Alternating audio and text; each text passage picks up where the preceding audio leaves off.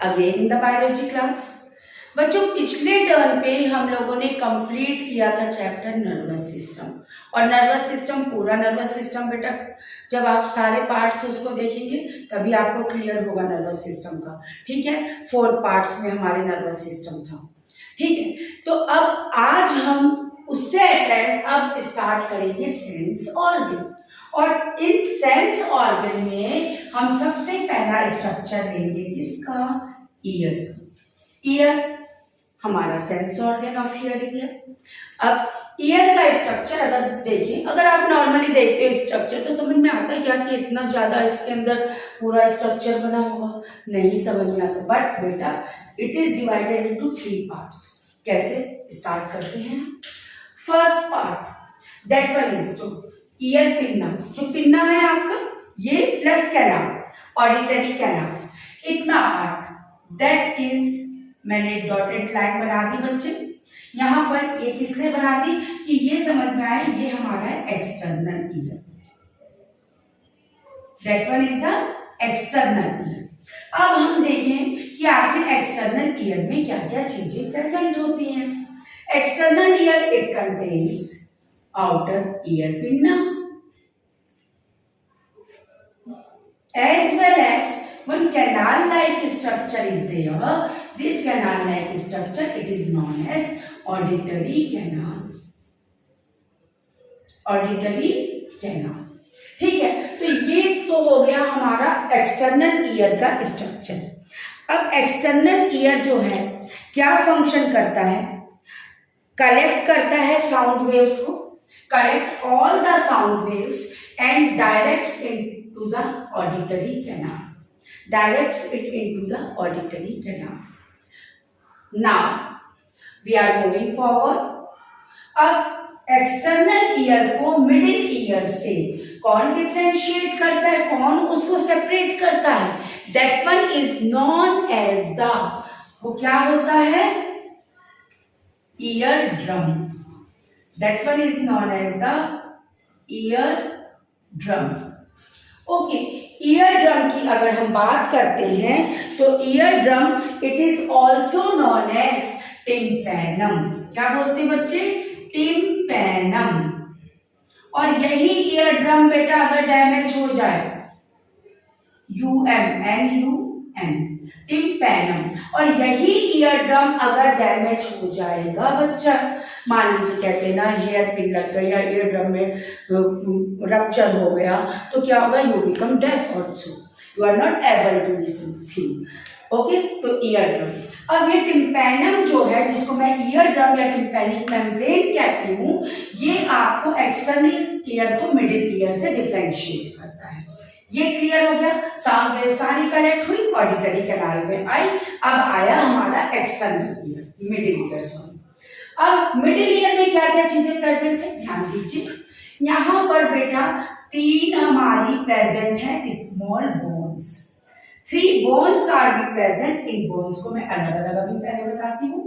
देखिए, number 1 first bone that is known as the malleus.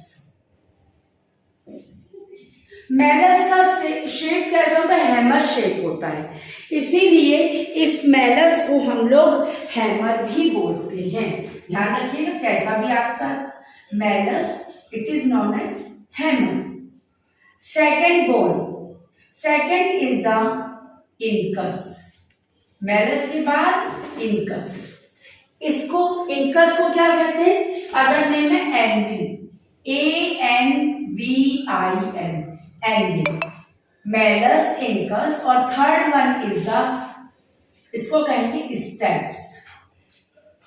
Steps इसका other name क्या है? जैसे मैलस को हैमर बोल रहे हैं, इनकस को एनविल बोल रहे हैं, hammer, anvil and stirrup, hammer, anvil and stirrup. Okay, तो ये तीनों बोन्स बेटा एक चेन लाइक, एक दूसरे से जुड़ी हुई चेन लाइक स्ट्रक्चर फॉर्म करती हैं और इनको एक साथ कहा जाता है। ये एक साथ तीनों बोन्स हमारी क्या कहलाती हैं? यहां मैं लिख दे रही हूं, they are known as ear ossicles. Question पूछा जाता है Name the scientific name or the one word which has been given to the three bones which are present in the middle ear. तो इसके लिए एक सिंगल नेम है year ossicle. ध्यान रखना बच्चों, ईयर ऑसिकल्स बोलते हैं हम किसको, ये जो हमारी तीन बोन्स प्रेजेंट है मेलस इंकस स्टेप्स. इसमें ये जो स्टेप्स है बेटा, that one is the smallest bone. हमारी बॉडी में अगर हम बोल रहे हैं smallest bone in the body, that one is the steps. ध्यान रखिएगा, स्टेपीज ये स्टेप्स बोलते हैं, स्पेलिंग सही करना. ठीक है, ये तो हो गया हमारा मिडिल ईयर का. अब मिडिल ईयर में यहाँ पर आप देखोगे इस जगह पर जहां ये मैंने टिम्पेनम लिखा था, यहाँ पर ये एक लॉन्ग एलोंगेटेड स्ट्रक्चर, ये देख रहे हो, ये that long elongated structure is there. अब इस स्ट्रक्चर को क्या कहते हैं, that structure is known as eustachian tube. eustachian tube. Okay, that eustachian tube का फंक्शन क्या होता है. eustachian tube जो है हमारी क्या वर्क करेगी, अगर हम बात करेंगे तो ये हमारा इक्वलाइज करेगा. ये हमारा ओपन कहाँ हो रहा है, it opens into the middle year जो है, it opens into the pharynx through eustachian tube. Okay, it opens into the middle pharynx through eustachian tube. अब eustachian tube का फंक्शन क्या होगा बच्चे, ये इक्वलाइज फंक्शन पूछा जाता है, ध्यान रखिएगा इसमें. It equalize air pressure on either side of the ear drum. Okay, तो इसका ध्यान रखेंगे आप लोग. Question answer, it equalizes air pressure on both the side of the tympanic membrane या both the sides of the ear drum. That one is about the middle ear. Now अब हम आएंगे इनर ईयर में. ये जो middle ear है ये open होगा इनर ईयर में, और इनर ईयर में ऊपर की तरफ यहाँ पर विंडो लाइक स्ट्रक्चर है. That structure is known as oval window. That structure is known as oval window. Oval window को हमारा एक और नाम आता है, क्या नाम आता है, क्या बोलते हैं ओवल विंडो को. Oval window is known as fenestra ovalis. Fenestra ovalis. Okay, and middle ear it opens into the inner ear, on the upper side oval window, and on the lower side that one is the round window. Round window. Round window that is also known as, round window को हम क्या कहेंगे बच्चे, round window को हम कहते हैं fenestra rodenta. fenestra FENESTRA, fenestra rodenta. ठीक है, ये तो हो गई हमारी क्या, राउंड विंडो और ओवल विंडो. टी होगा,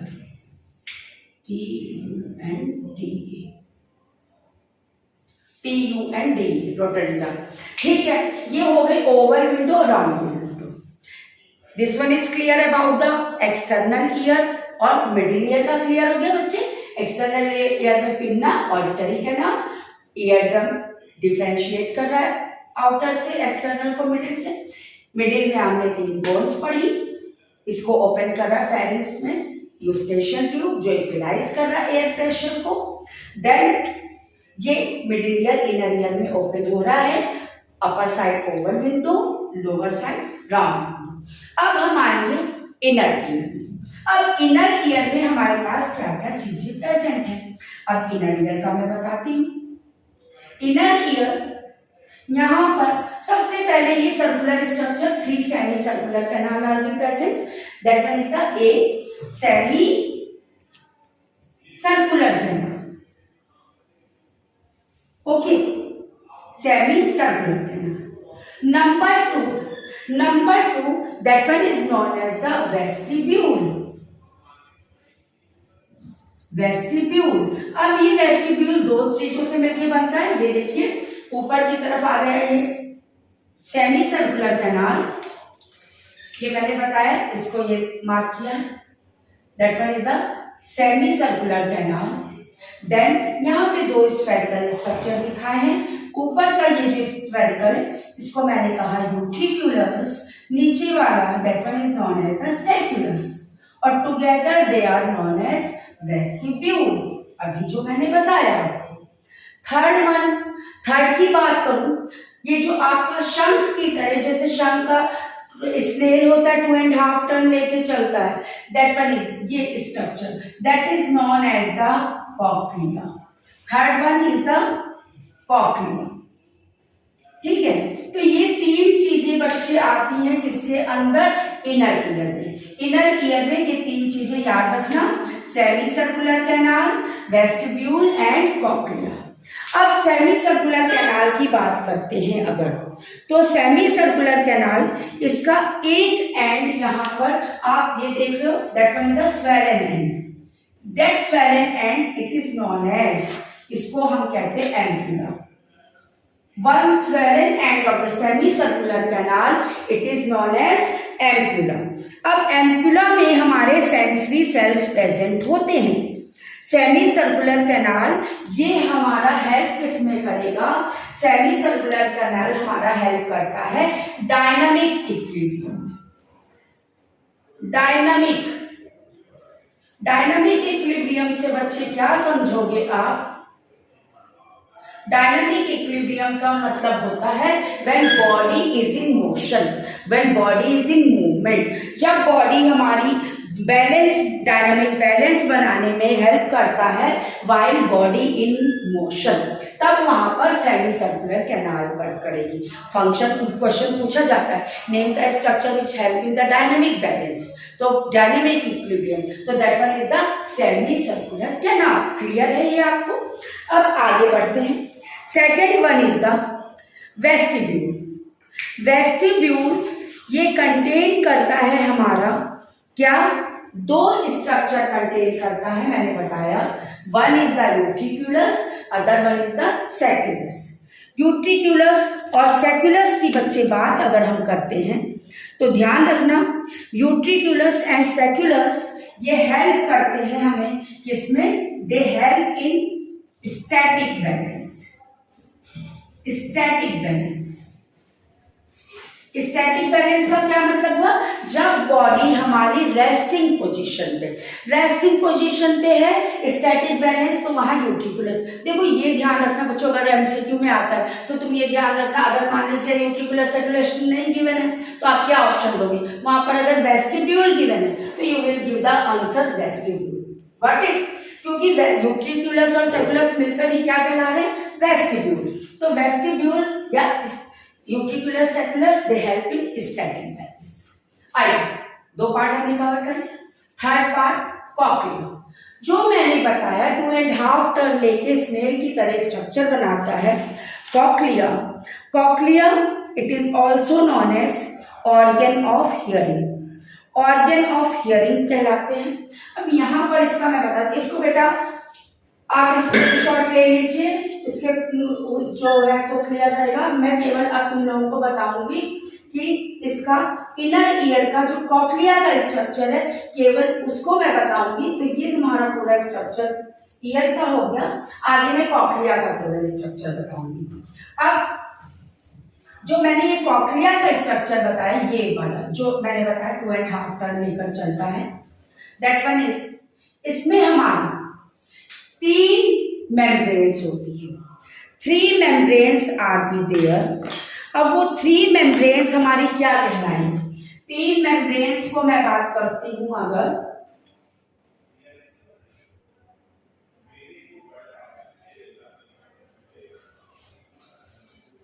यहां पर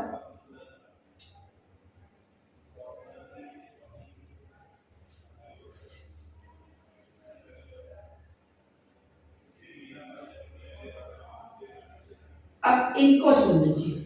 ये जब 3 मेम्ब्रेन्स की बात कर रही हूं मैं, तो upper membrane that one is known as the Reissner's membrane. Upper membrane को क्या कहती हूं, रेजिनर्स मेम्ब्रेन।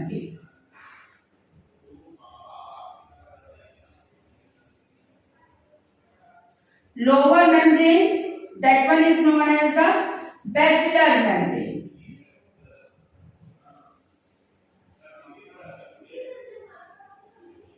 Basilar membrane. और जो बेटा अपर, अगर मैं अपर और लोअर मेम्ब्रेन की बात करूंगी ना, तो ध्यान रख लेना अपर एंड जो लोअर चैम्बर है, इसमें अपर और लोअर स्केलेट कहते हैं इसको, इसमें हमारा प्रेजेंट होता है fluid, that fluid is known as perilymph. वो पूछ लिया जाता है, name the fluid which is present in the upper and the lower scalae और अपर और lower membrane of the inner ear या कॉक्लिया में, तो फ्लूइड ध्यान रखने लेना, फ्लूइड प्रेजेंट है पेरिलीम्फ। जबकि अगर हम बात करेंगे किसकी, अगर हम मिडिल मेम्ब्रेन की बात करेंगे तो यहां पर प्रेजेंट होता है एंडोलिम्फ। एंडोलिम्फ ध्यान रखना बच्चों, ये फ्लूइड की जो मैंने बात करी है पेरिलिम्फ और एंडोलिम्फ की। देन जो बेसिलर मेम्ब्रेन है, यहीं पर ऑर्गन ऑफ हियरिंग प्रेजेंट होता है। Organ of hearing, that one is known as the organ of Corti. Organ of Corti तुम्हारा कहाँ प्रेजेंट होता है, इसी बेसिलर मेम्ब्रेन में प्रेजेंट होता है। Organ of Corti, that one is also known as, इसी को हम कहते हैं क्या, ऑर्गन ऑफ हियरिंग। समझ में आई बात। तो अब यहाँ पर बच्चे क्योंकि सेंसरी हेयर सेल्स जो होते हैं वो हमारे इसी में प्रेजेंट होते हैं, जो ऑडिटरी रिसेप्टर होते हैं।